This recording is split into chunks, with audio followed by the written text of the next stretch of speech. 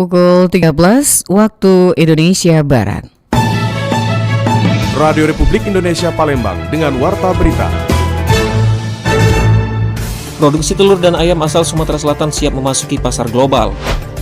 Dalam kunjungan kerja spesifik Komisi 7 DPR RI ke LPP RRI Palembang, anggota Komisi 7 DPR RI Ahmad Daeng Sere apresiasi peran RRI sebagai lembaga penyiaran publik dalam memberikan informasi yang aktual dan terpercaya kepada masyarakat. Selamat siang pendengar, Anda sedang mendengarkan Warta Berita dari Radio Republik Indonesia Palembang. Selain informasi tadi, sejumlah informasi lain juga akan kami hadirkan untuk siaran hari ini, Sabtu, tanggal 13 September 2025.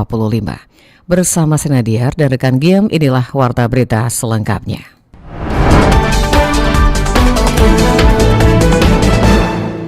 Produksi telur dan ayam asal Sumatera Selatan siap masuki pasar global. Sumatera Selatan berkomitmen mengembangkan produksi telur dan ayam sebagai sumber protein strategis yang mendukung kedaulatan pangan nasional, sekaligus menembus pasar ekspor. Potensi besar peternakan rakyat di wilayah ini menjadikan Sumatera Selatan tidak hanya mampu memenuhi kebutuhan lokal, tapi juga memasok berbagai daerah di Indonesia. Upaya peningkatan daya saing produk unggas menjadi fokus utama untuk menghadapi tantangan pasar global. Pejabat Otoritas Veteriner Sumatera Selatan, Zaprizal, mengungkapkan, Sumsel dikenal sebagai sentra utama produksi unggas dengan daerah seperti Banyu Asin, Ogan Ilir, Ogan Komering Ilir, dan Banyu Asin sebagai lumbung telur dan ayam pedaging. Menurut Zaprizal, telur disebut sebagai multivitamin alami dengan kandungan asam amino esensial lengkap, sedangkan daging ayam menjadi sumber protein utama masyarakat. Namun agar mampu bersaing secara internasional, kualitas dan produktivitas harus terus ditingkatkan. Dari produk pangan asal hewan itu telur. Nah, karena apa? Telur ini menjadi prioritas kita. Karena Sumsel ini adalah lumbung telur juga di Sumatera. Ini sekarang berada di nomor 3 di Sumatera sebagai penghasil telur. Telur ini telur ayam berasal dari Banyu Asin. Jadi telur ayam yang berasal dari Banyu Asin ini kita angkat untuk bisa mencapai kualitas standar global ya, standar ekspor. Nah, inilah yang kita lakukan. Ini harus diperhatikan terkait dengan keamanan telur, terkait dengan residu obat, sumber penyakit seperti salmonella, kemudian terkait dengan higien sanitasi. Ini nanti akan kita lakukan sertifikasi secara serentak ya, dengan dalam bentuk satu kawasan di Banyu Asin di mana sentra produksi telur itu berada. Begitu. Ditambahkan Zaprizal, kunci utama daya saing global adalah jaminan mutu dan keamanan pangan. Otoritas Veteriner Sumatera Selatan memiliki peran vital dalam menerbitkan sertifikasi nomor kontrol veteriner atau NKP, serta memastikan produk unggas bebas dari salmonella dan residu antibiotik. Pengembangan peternakan di Sumatera Selatan tidak dapat tergantung sepenuhnya pada dana APBD yang terbatas. Diperlukan modal pengembangan peternakan yang mandiri, inovatif, dan berbasis kolaborasi antara pemerintah, peternak, koperasi, akademisi, dan sektor swasta. Pemerintah berperan sebagai fasilitator dan regulator untuk menciptakan kepastian hukum serta mendukung ekosistem peternakan yang sehat. Dengan sinergi dan ekosistem yang kuat, Sumatera Selatan berpotensi mencetak peternakan modern yang mampu bertahan dan berkompetisi di pasar global. Dari peternakan rakyat yang kokoh, Sumatera Selatan ingin menghadirkan ayam dan telur berkualitas tinggi yang tidak hanya memenuhi kebutuhan domestik, tetapi juga menjadi ikon kekuatan pangan nasional di kancah internasional. Dari Palembang, Sumatera Selatan, Muhammad Irfan, Pro 1 RRI terus mengudara untuk Indonesia. Pendengar, dalam kunjungan kerja spesifik Komisi 7 DPR RI ke LPP RRI Palembang, anggota Komisi 7 DPR RI Ahmad Daeng Sere apresiasi peran RRI sebagai lembaga penyiaran publik dalam memberikan informasi aktual dan terpercaya kepada masyarakat. Kunjungan kerja anggota DPR RI Komisi 7 ke LPP RRI Palembang mendapat sambutan hangat dari jajaran manajemen dan juga karyawan. Dalam kesempatan itu, Komisi 7 menyampaikan apresiasi terhadap peran strategis RRI sebagai garda terdepan dalam penyiaran publik, terutama dalam menyampaikan informasi hingga ke pelosok desa. Perwakilan Komisi 7 DPR RI Ahmad Daeng Sere mengatakan, kunjungan ini dilakukan untuk menyerap aspirasi langsung dari insan RRI di daerah. Ia juga menekankan bahwa di era teknologi saat ini, keberadaan RRI tetap sangat relevan. Informasi penting yang disiarkan RRI bisa diakses masyarakat di mana saja, bahkan hingga wilayah terpencil. Seperti apa, Pak?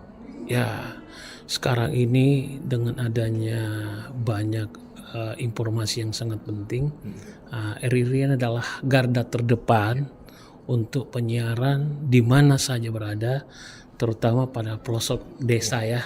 Ini sangat penting karena RRI dulu tuh dengan sekarang sangat jauh beda. Kenapa saya mengatakan sekarang kan di era teknologi di mana saja berada, kita mungkin mendapatkan informasi lewat RRI yang ada di Palembang ini. Komisi 7 DPR RI juga berkomitmen untuk terus memperjuangkan penguatan peran RRI, baik dari sisi infrastruktur penyiaran maupun dukungan kebijakan. Mereka berharap RRI Palembang dapat terus berinovasi, sekaligus menjadi contoh bagi RRI daerah lain dalam menghadirkan informasi yang edukatif, mencerahkan, dan juga menumbuhkan rasa kebangsaan. Dari Jalan Radio, Heru Rizky, RRI Palembang terus mengudara untuk Indonesia.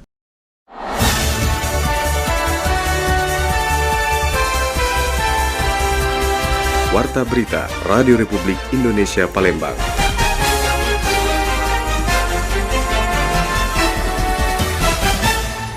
Pencegahan kekerasan anak membutuhkan peran semua pihak. Keluarga diharapkan bisa jadi garda terdepan dalam mencegahnya. Masih tingginya angka kekerasan terhadap perempuan dan juga anak di wilayah Sumatera Selatan diharapkan dapat terus menjadi perhatian serius oleh semua pihak, khususnya kalangan keluarga. Dikatakan Konselor UPTD PPA Provinsi Sumatera Selatan Vera Bekti Rahayu MPSI. Upaya pencegahan dapat dilakukan di lingkungan keluarga dan juga lingkungan pendidikan baik sekolah maupun lingkungan bermain.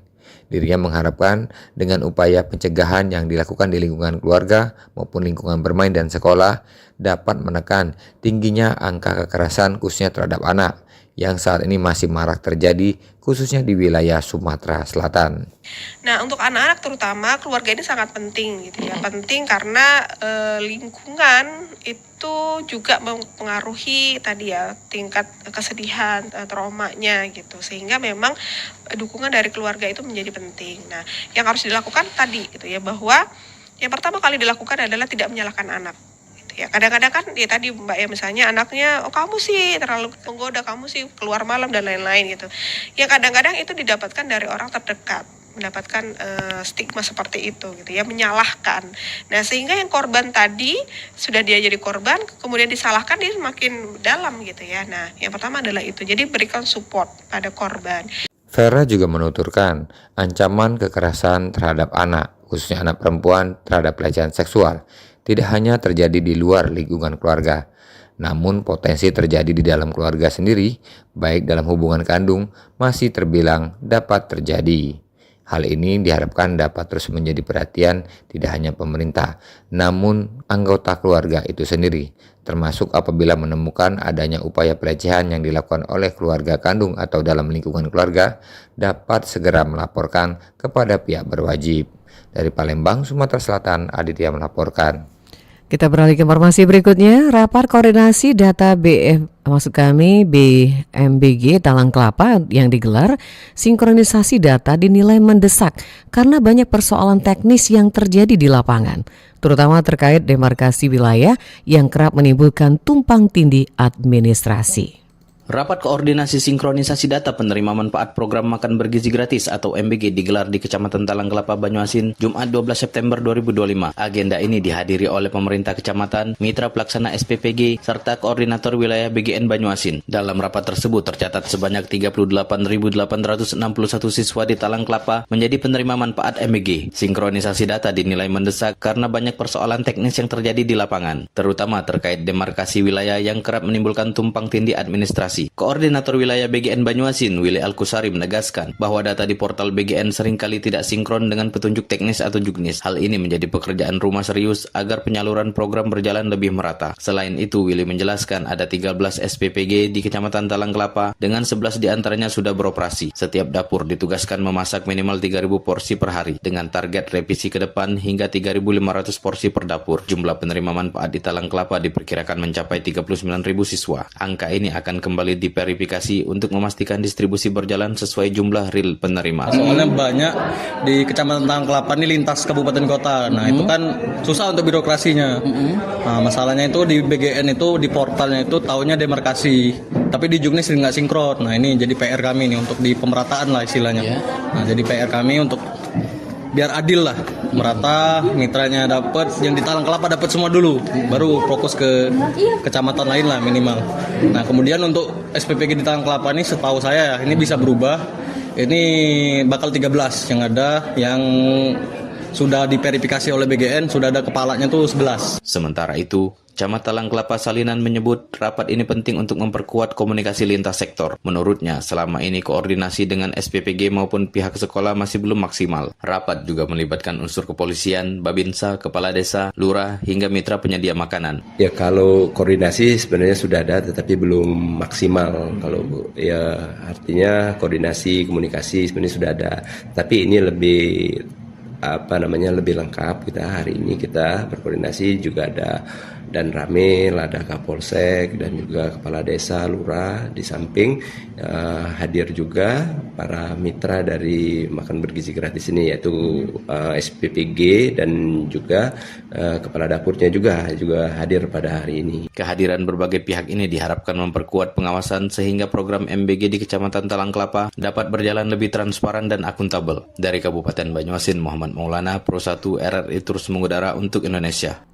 Pendengar, kasus dugaan penganiayaan seorang mahasiswa oleh Dekan Fakultas Hukum di salah satu perguruan tinggi swasta di Palembang berakhir damai.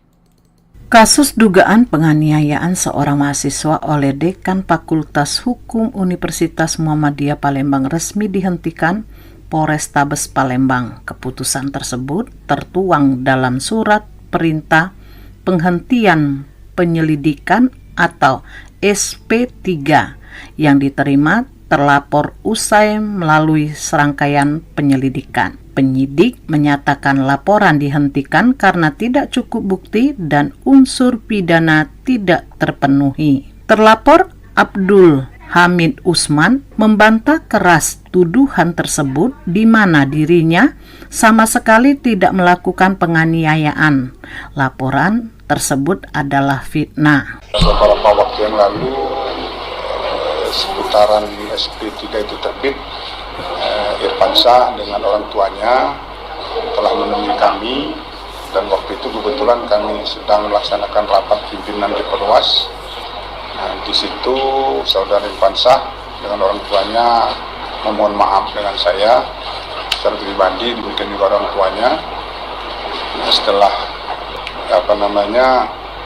dinyatakan dengan jelas dan rasanya dengan tulus, ya saya pribadi memaafkan yang bersangkutan. Meski sempat terjadi saling lapor, kasus akhirnya berakhir damai setelah pelapor menyampaikan permintaan maaf. Kuasa hukum terlapor Darmadi Jupri mengatakan pihaknya membuka peluang mencabut laporan balik setelah ada perdamaian, tidak menutup kemungkinan laporan yang dibuat juga akan dicabut.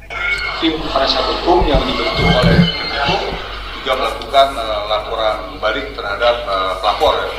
Namun selain kemudian laporan terhadap Pak Dekan ini sudah SP3 dan sekarang sudah terbentuk tim etik, kami tim hukum nanti akan mengkaji apa hasil dari tim etik ini yang akan diputuskan oleh pimpinan fakultas. Setelah itu nanti kami akan mengambil langkah-langkah. Tidak tertutup kemungkinan laporan balik itu akan kami cabut.